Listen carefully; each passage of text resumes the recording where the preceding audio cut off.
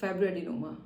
Fibroadenoma क्या होता है? फाइब्रोएडिनोमा एक नॉर्मल, एक बेनाइन ब्रेस्ट की गांठ को बोला जाता है। सबसे पहली चीज़ है, जब भी किसी को अपनी ब्रेस्ट में गांठ फील होती है, स्पेशली यंग फीमेल्स को बहुत डर जाती हैं कि कहीं कैंसर तो नहीं हो रहा है।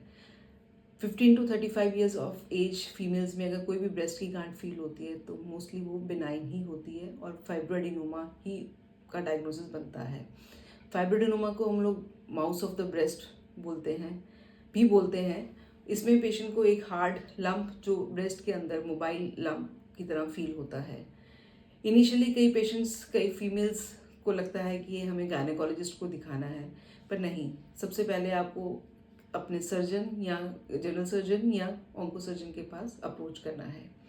यंग फीमेल्स में हम लोग इसका डायग्नोसिस अल्ट्रासाउंड से ही बना लेते हैं, और अगर पेशेंट को कोई सिम्टम नहीं है, कोई पेन नहीं है, तो उसको हम लोग रेगुलर फॉलोअप में पेशेंट्स को आने के लिए बोलते हैं।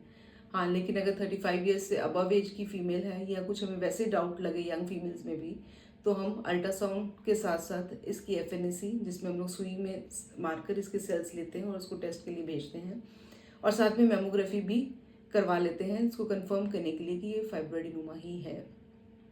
इनिशियली अगर छोटा साइज़ है, कोई सिम्टम नहीं है, तो आपने इसके लिए कुछ नहीं करना। हाँ, एक चीज़ मैं ज़रूर बोलूँगी कि कोई भी बॉडी में एब्नॉर्मल चीज़ हो तो हम लोग को आदत होती है कि उसको हम लोग बार बार टच करके देखते रहते हैं, लेकिन ये चीज़ हमें कभी भी नहीं करनी है, क्योंकि इससे क्या होता है कि उसमें इन्फ्लेमेटरी चेंजेस आने शुरू हो जाते हैं और आपको बार बार पेन भी रह सकता है। और अगर इसका साइज़ बढ़ रहा है तो आपको सर्जन के पास दिखाना है, और इसका ट्रीटमेंट है सर्जिकल रिमूवल। इसका कोई भी किसी भी मेडिसिन से ये गांठ जो है खुल नहीं सकती है, हमें इसको सर्जिकली रिमूव ही कराना पड़ता है। Thank you so much.